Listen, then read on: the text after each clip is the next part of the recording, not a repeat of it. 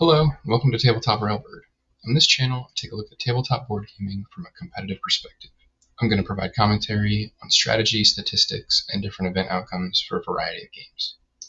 This video will be the first in a series to discuss Wizards of the Grimoire. I plan to do several videos to discuss different aspects of the game, but for right now, I just want to start with an overview of the cards, discuss some of my favorite and least favorite cards, and maybe some of the most powerful ones. Let's jump in.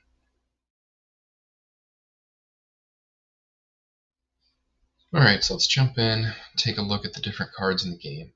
There are currently 70 cards in the game if you include the Beginner, Advanced, and Lost Pages expansion. You can see how those cards break down across their different spell type, their activation method, and their cost.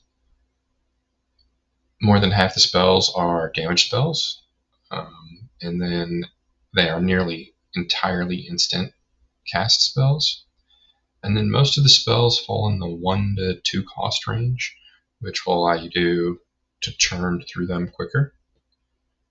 Something to, I think, just take away from these basic numbers is when you're looking at a spell pool, especially at the start of a game, that has very few regeneration spells in it.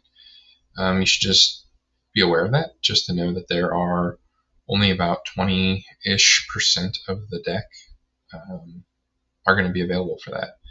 On the flip side of that, I think if you have a spell pool that is heavily concentrated in regeneration spells, just grabbing one and then seeing what comes out as far as damage spells is okay, because you're going to be expecting to see more damage coming out after that. Alright, let's jump in here and take a closer look at the damage spells themselves. Overall, nearly entirely instant cast spells, and falling in that 2 to 3 range is where most of these are going to be.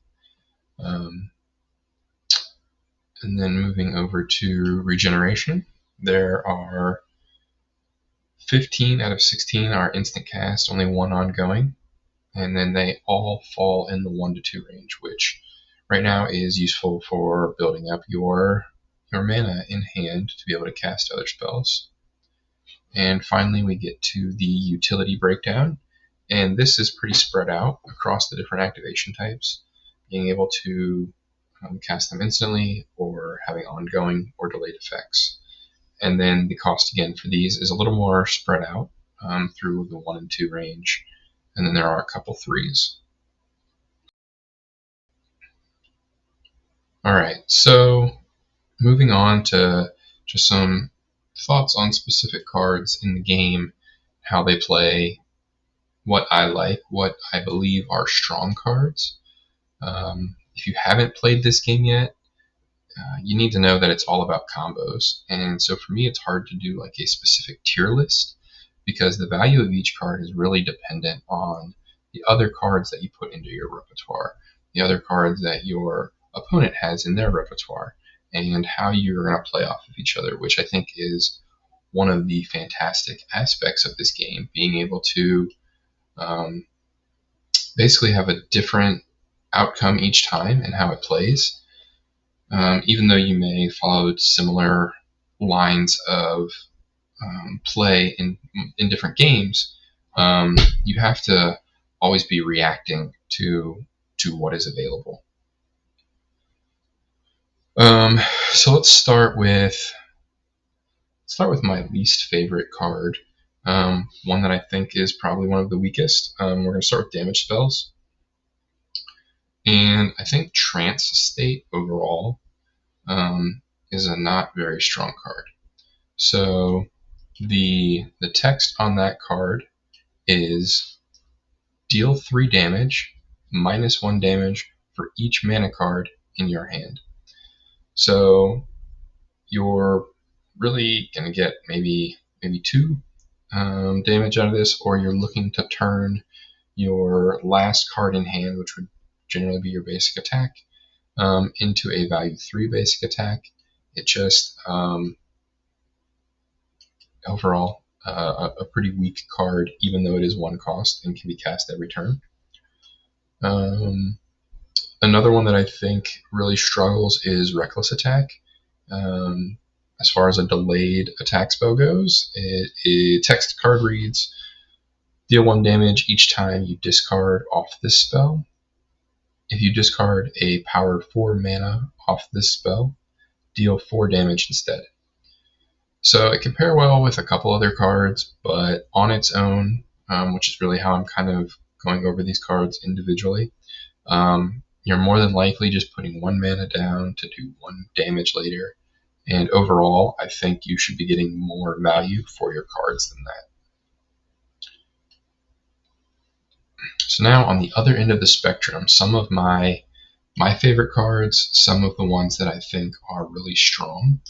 I think let's start with Trap Attack. I really like this card. Picking up mana off of your own cards, I think, is very useful because it allows you to cast them again quicker. So the text on this card says, pick up a mana card off one of your other spells, deal damage equal to that mana's power. So again, it lets you cycle other spells quicker. Now, the downside is you're trading 3, which I guess really 2 mana because you're picking one up. You're paying 2, have to have 3 in hand, but you're paying 2 mana to deal at most 4 damage. I'm gonna, as I talk through these, pretty much use 4 as the cap, even though growth is out there as a card. I'm just looking at these again individually, so when I'm talking about maxes here on them, I'm going to be saying 4, but just note that it could be 5.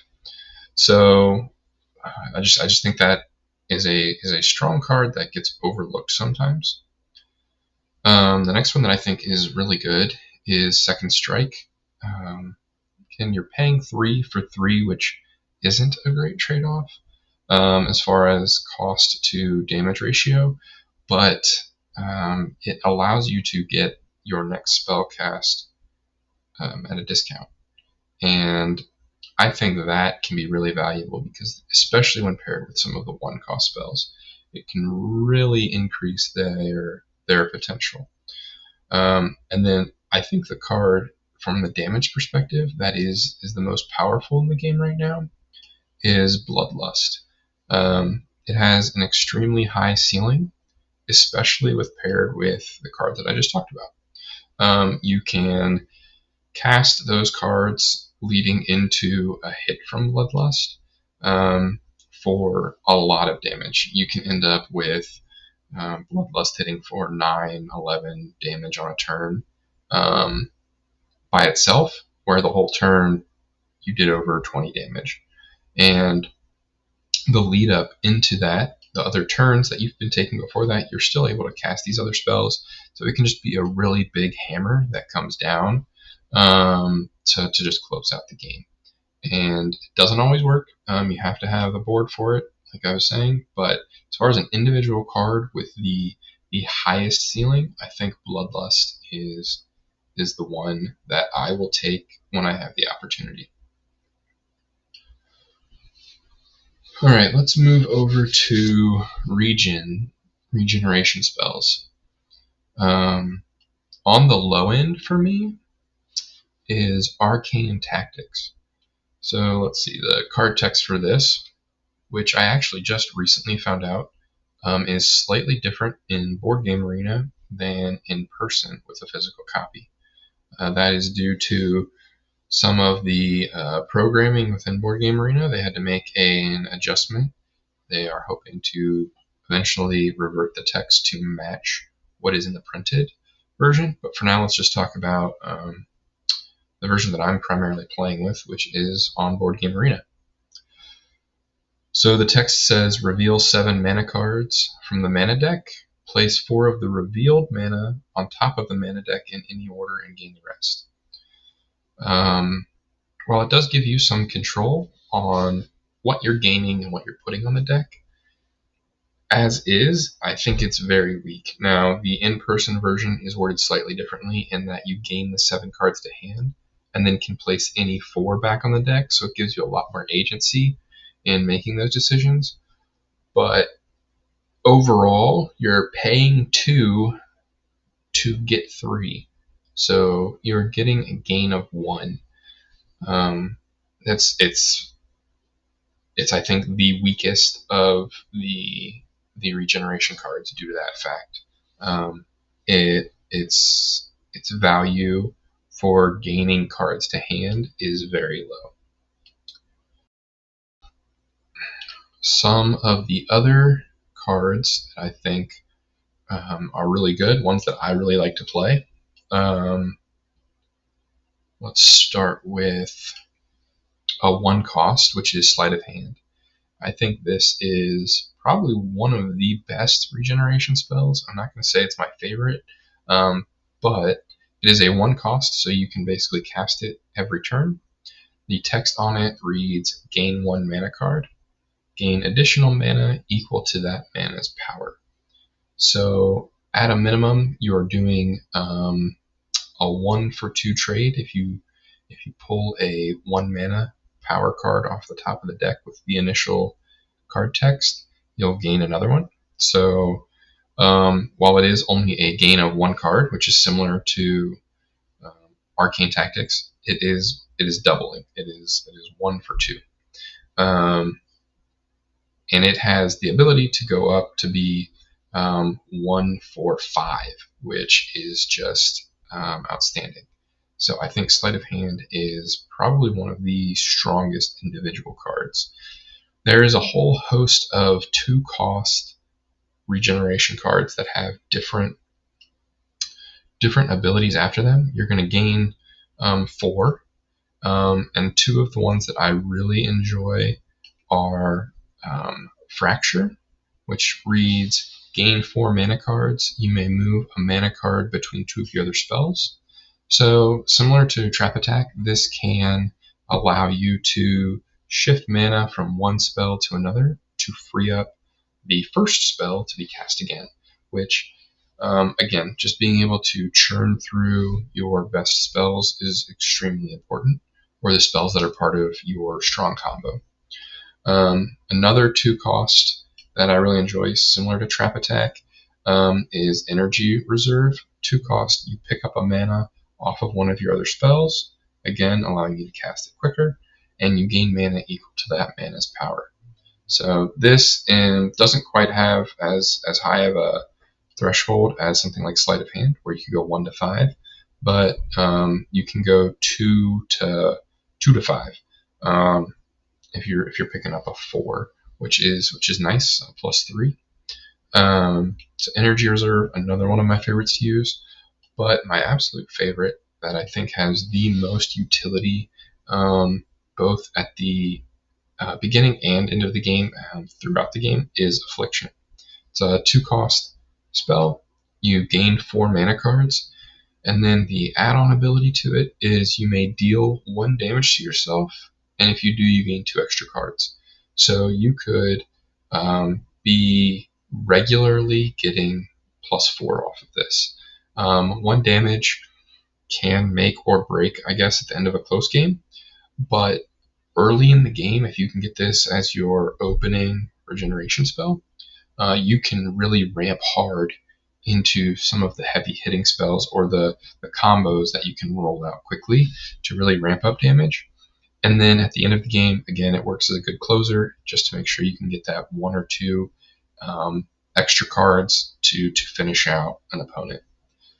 Another aspect that I really like about the extra card draw is it allows you to fish through the deck for higher mana damage, higher power mana cards, which you can then use as your basic attack and help just chew down your opponent's health quicker. So going from a 2 basic to a 3 or a 2 to a 4 even, just by drawing those 2 extra cards to try and find what's in there. Over the course of the game, if you do that 2 or 3 times, can really make a difference in ramping up your damage. Alright, over here, let's grab the utility spells. So again, I'm going to start with what is probably my least favorite of the utility spells. That is Battle Vision. So it reads, when your opponent basic attacks, so when they take their basic attack, you may discard a mana card of the same power from your hand to block the damage.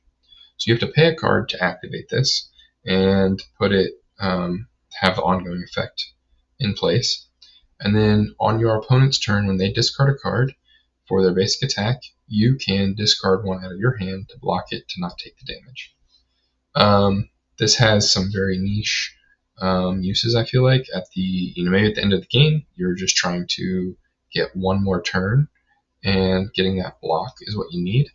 Or potentially comboed with some other utility spells, it can lead into a very good control deck, or control repertoire. But overall, just on its own, if you don't have any of those other pieces or are not in that situation, and you take this into your repertoire, you're going to end up with a card that is costing you mana every turn.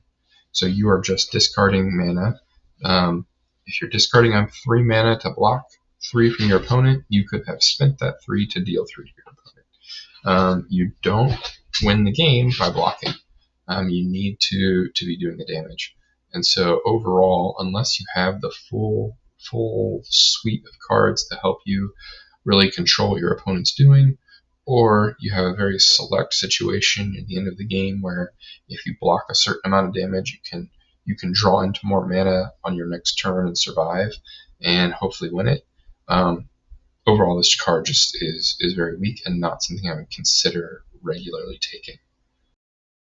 One of my favorite utility spells is Growth. The text on that reads, during your turn, increase the power of all mana by 1. It is a 3-cost ongoing utility spell. So when you cast this over your next few turns, everything's going to get +1. I mentioned it earlier that it will take your 4s to a 5. And it is it's a really great combo card with several other cards. So it can, because the other cards are working off of the power of a mana card, when you have Growth, it just increases their effectiveness. Thinking of cards like Energy Reserve and Sleight of Hand that we talked about earlier, Trap Attack, all of these are cards that work off of the revealed power of a mana card, and so Growth just increases them. I really enjoy using it. It's a fun card to go when you have other cards that will combo with it. The last card in this video that I want to talk about is what I think is probably the most individually powerful card in the game. Maybe not the best card, maybe not the most useful card, but on its own, it can very much dictate how the game is played, and that is Secret Oath. 2-cost ongoing utility spell, and it reads, as long as this spell has mana on it, if your opponent has a 4-power mana in their hand, they must give it to you immediately. And I say this is the most powerful card because you cannot play around it. If you draw a 4-mana card, you are going to have to relinquish it. So you cannot really counter it outside of having massive mana draw, where if you lose a card, it doesn't really affect you. It combos well with several cards to make very strong combos that you cannot stop, and those can be very difficult. I will say one backtrack on that. The Drain Soul is probably the only card that sort of is going to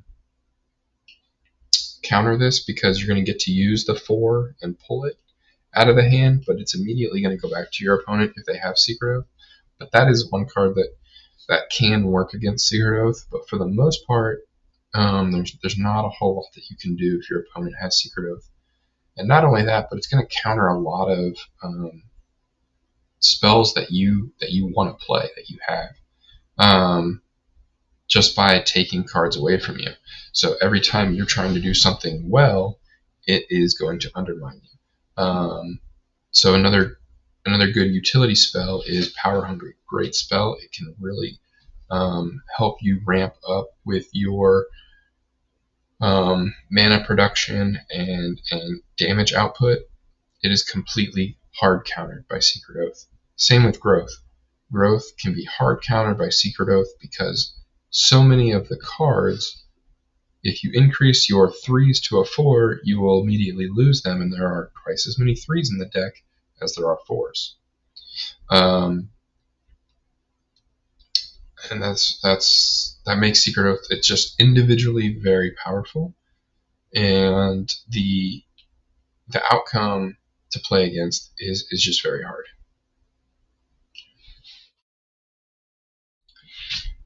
Thanks for watching. I hope you enjoyed this video and there's something that you can take away that you can apply when you play the game.